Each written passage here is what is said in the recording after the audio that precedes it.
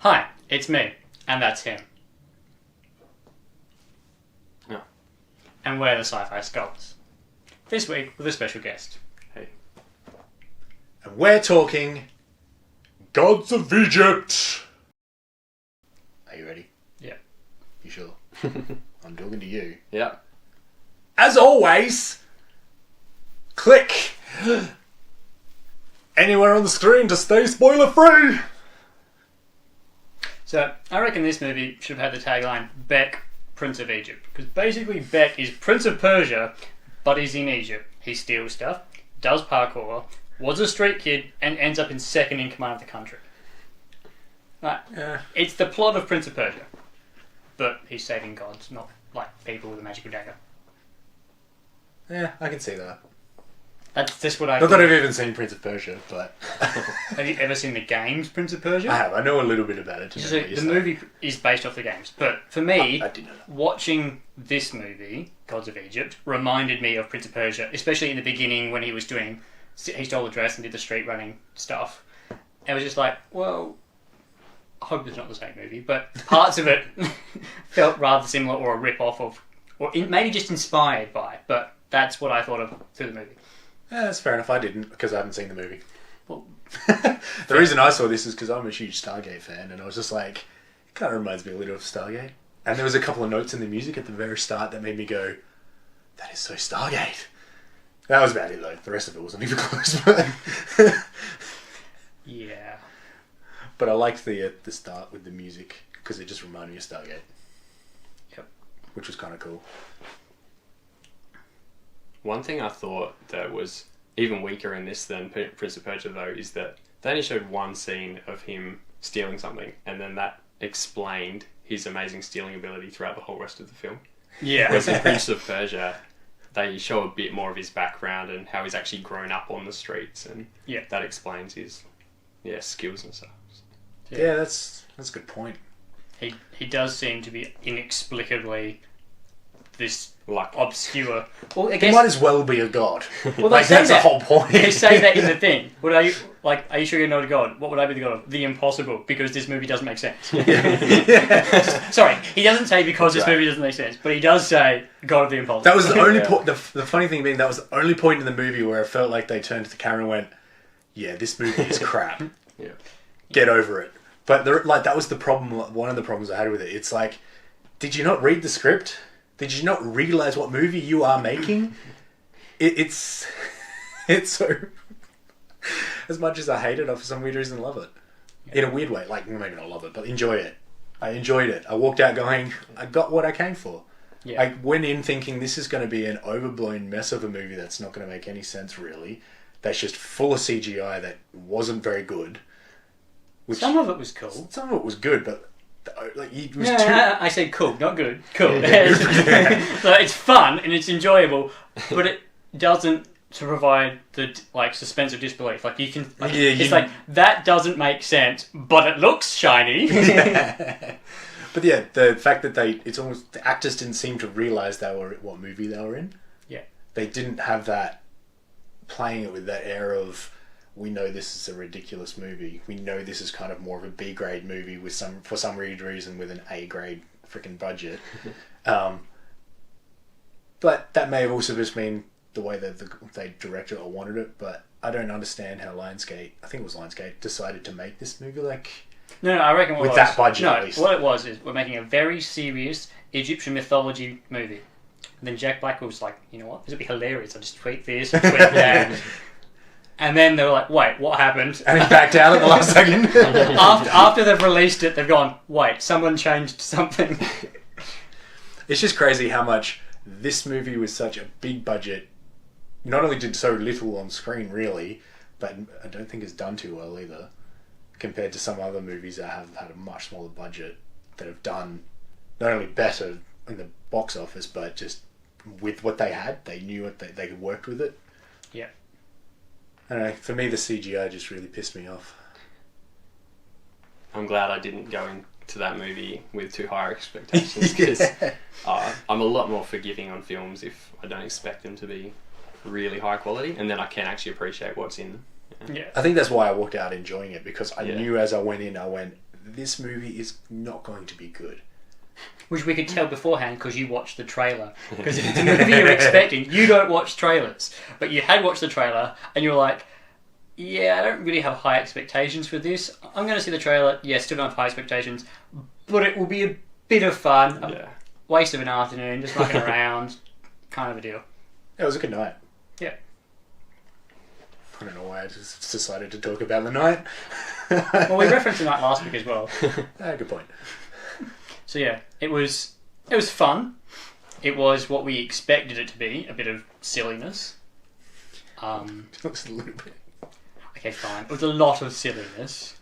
And they kind of tried to use a lot of Egyptian mythology, but their own take on it, but try and make it seem authentic, which was a bit weird. I didn't have a problem with that, because, I mean, a lot of things do take mythology and then put their own spin on it to make it work for an entertaining story. Yeah.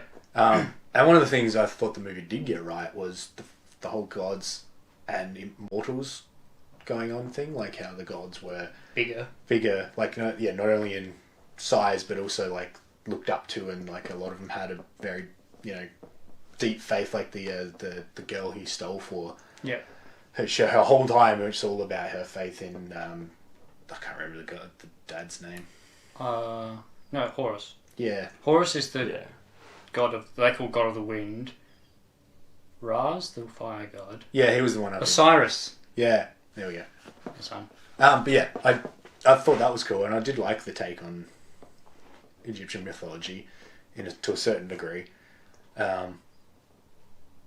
Apparently you can take God's brains out and put them back later and it's fine. They also turn into gems. Yeah.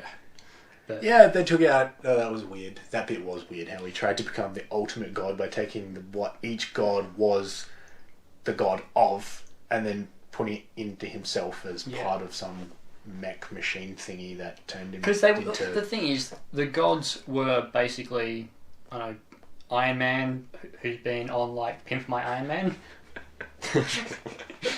What? It was. They're shiny, they bleed gold, and have like, I don't know, been polished. Yeah. That was... Yeah, they turned into metal whenever they turned into their god side thing. Yeah.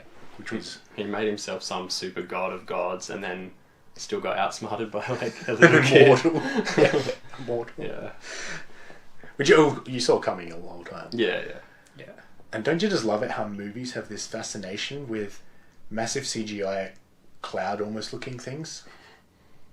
The thing that ended up eating the Nile. Oh, yeah. It wasn't a cloud, but it that kind is- of looked a little that- like a cloud. It was pretty cool actually. Yeah, but that is based off of the actual Egyptian mythology. Oh, Of I'm this not giant s- monster that trying to eat the sun, which is probably where all of the other stories were inspired from anyway. Yeah, 'Cause I'm not saying that that's not what they were doing, Yeah. but it was just movies seem to have this Hollywood has this fascination with giant Black clouds. black cloud eating monsters. Yeah. Which Hollywood don't do it anymore. You got me? And the Sphinx, Mr. Ununderstandable. I'm a giant sand monster, and I'm gonna mumble. What's the answer to my riddle? I couldn't hear the riddle. Wrong!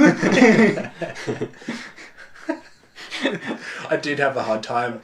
I was like, what did he just say? Hold on. Really concentrate. I think I got 2 words. Yeah, I don't like it. The Sphinx is great based on the mythology and doing the riddles and stuff, but make him understandable. Especially because it was a pretty important part. It was. Yeah, so afterwards, and then I immediately forgot the answer to the riddle because I had spent so much effort trying to understand what the guys were saying in the scene that I couldn't, I guess, remember it. Yeah, and the fact that he answered 3 different ones before he finally got it correct. Yeah. I was like, well, what was the point in the riddle if you get that many goes? Yeah. I guess if you can throw out enough answers before you get destroyed. Yeah, that's exactly what happened. They just happened to throw it out enough. So they actually needed the god of auction, so he could just talk really fast and say every possible answer, and the Sphinx would have just been done the oh bother and then disappeared. That was pretty funny, actually. Yeah, it was another one of those themes, where the movie's we're not taking ourselves seriously. Wait, the rest of the movie is, but the Sphinx, are not taking this seriously. Yeah. So yeah. How was Ra in the sky, and you actually saw the Earth flat? Yeah. And him dragging the sun. I was like, that's a cool visual, but I don't know how I feel about this. The scale. Yeah. It was a little weird. Well, I thought it was good because I have actually studied a bit of mythology because I find that stuff interesting and I've read stuff. So I'm like, I thought it was good that he bothered to do it like that, and then they did the whole, it's called spear against the thing, and Yeah. so lots of fun, but at the same time, a lot of the characters seem to be inconsistent within themselves. Yeah, that was... Like Ra, it's like, yeah, I'll help you a bit, and yes, you can steal the water, and yes, you can do whatever the hell you want, but at the same time, I disapprove, but I'm not going to intervene. Is that... There was a lot of that.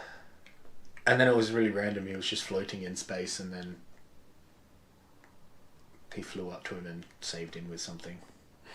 Because he apparently wasn't dead yet. Yeah.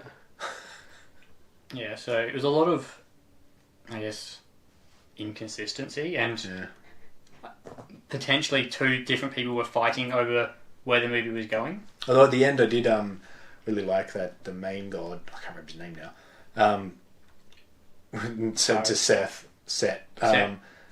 He was like, Set was like, oh, I spared you, you know, grant me mercy. And he was like, I'm not going to make the same mistake. And then kills him. I was like, Yes. they actually acknowledged that a bad guy made the mistake of keeping the good guy alive. Yeah. Like, how many times in movies you're like, well, if you were an actual real bad guy, you wouldn't have this problem right now. Yeah. Well, unless he was trying to do the thing of torturing you by leaving you alive, which He kind of is... wasn't. No, he was just being lazy. Well, no, it was because the girlfriend convinced him not to kill him. Yeah, yeah. After that fight that they had at the start. Which I actually thought was a pretty good fight until they started flying.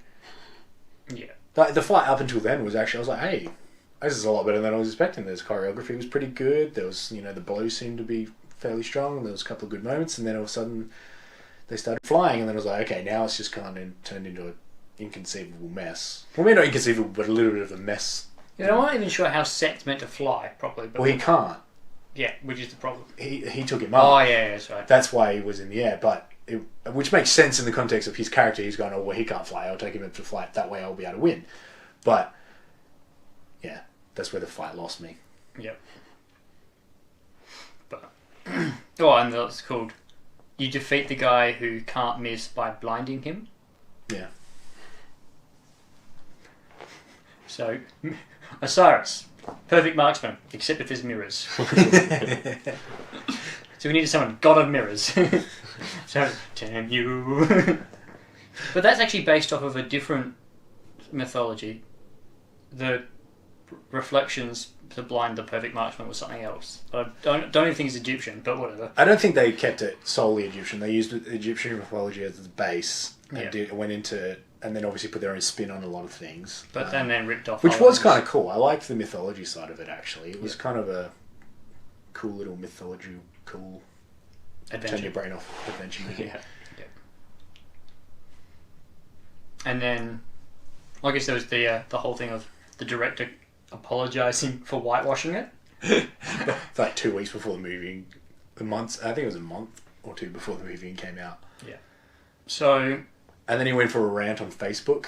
I read the other day because critics were bashing his movie, and he had some points in his rant that, you know, critics nowadays just write what they think the population wants to hear about the movie. So, like, if the population thinks it's going to be a good movie, they'll just write that it's a good movie, even if it's not, and vice versa, rather than making up their own opinion.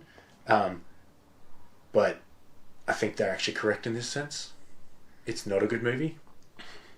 But I actually enjoyed it for some weird reason. It's enjoyable if you just want a bit of action, a bit of silliness, and not worry about the plot. Same like you go to a lot of, I guess, Fast and Furious. You don't go for a massively strong plot. Transformers. Yeah, they're fun movies. They're enjoyable. You have fun. Although I wouldn't compare this against those movies. Yeah. I just bad. Well, but the point is, they're not.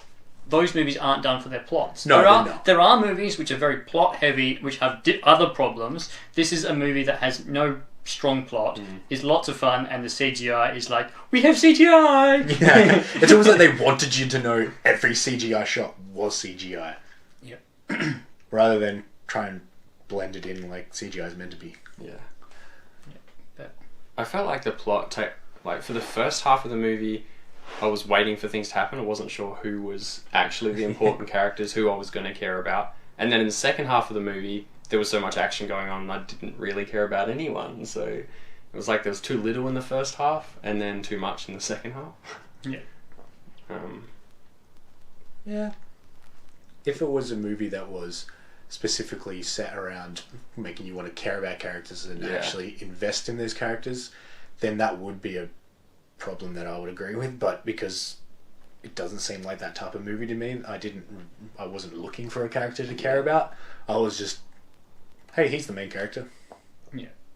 I think a main lot character. of fantasy movies that I've watched do have really strong characters and stuff. So maybe that's what I was expecting, which wasn't in this movie so much. A lot of, I guess, fantasy style movies are the redemptive story of one person saving the world, or one very small group fighting this massive overpowered evil, whereas this was a bunch of people who are overpowered having a little hissy fit. A little bit, yeah. True. My brother gets all the fun stuff. Yeah, so it comes in and has a tantrum. And then tries to destroy the entire world, because that's a good idea. Yeah, that didn't make much sense either. Why did he want to do that? Why did he set loose that why did he Nile-eating monster thingy? Yeah, I don't even understand why it was trying to eat the Nile, because in the original stuff, they try to explain it, but originally it's just trying to eat the sun. Yeah, originally, but then I don't actually know. He brought it down to Earth to eat the beginning of the Nile, which is the source of all life, of the Egyptian storyline. But yeah, it's just weird. That was the point of it, him setting it loose on the Nile, and I think I don't know, he did something to the sun in some way, shape or form. Yeah. It was, I don't know, it was silly. It got a little bit inconceivable at the end. Yeah. How much disbelief can we get at once? It's a competition. And then what else did they do? They did so the God of Wisdom just duplicates himself anyway, and he's like, rah, rah, rah. What are you trying to do? Like, beat me on my vanity? Well, it worked. Well, the thing that with that was, why did he send his real self? If he duplicated himself and all of those were as smart as him, why did he bother? Well, I'm not entirely sure that they aren't himself. I think he just sent one of his random copies. He somehow duplicated himself billions of times. But then he wouldn't have been worried about it. Yeah. Sending himself. So. I don't think they were actually full copies of him. They were just like little helper versions. Okay. That makes much more sense. Yeah, but it was still weird. It didn't explain that part at all, though. No, really. you had to... Doesn't really matter. So overall, the movie is bad, but if you expect it to be bad, it's enjoyable. Yeah. It's stupid but fun. Very stupid but fun. Kind of like a Bucks night. Is that how you felt about it, Josh? Not a Bucks night, no. No. Yeah. If you go in with low expectations for the quality, it is enjoyable. I think that wraps it up. That's about it, Yeah. So, hit that thumbs up button. Comment if you like. Maybe you'll be the first one. If you are the first one, we'll reference you next time. We will. We really will. And maybe if you even do the second or third. Just comment if you want. And any movies that you want us to review that are older, or movies that you think that we might not do that are coming up, comment them away as well. And subscribe. Yep. Yeah. And so next week, we're doing 10 Cloverfield Lane. Indeed. Which might come out a little bit later in the day, just because schedules. But it'll come out. It'll still come out next Saturday. And then you can click on me for last week, or him for the following week. So click on me to see our review of Cloverfield. And then after next Saturday, click on him to see 10 Cloverfield Lane. And you can click on in the middle, our special guest, if you want to go all the way back for our first video, just because we've got 3 people, so we may as well have 3 links. Cool.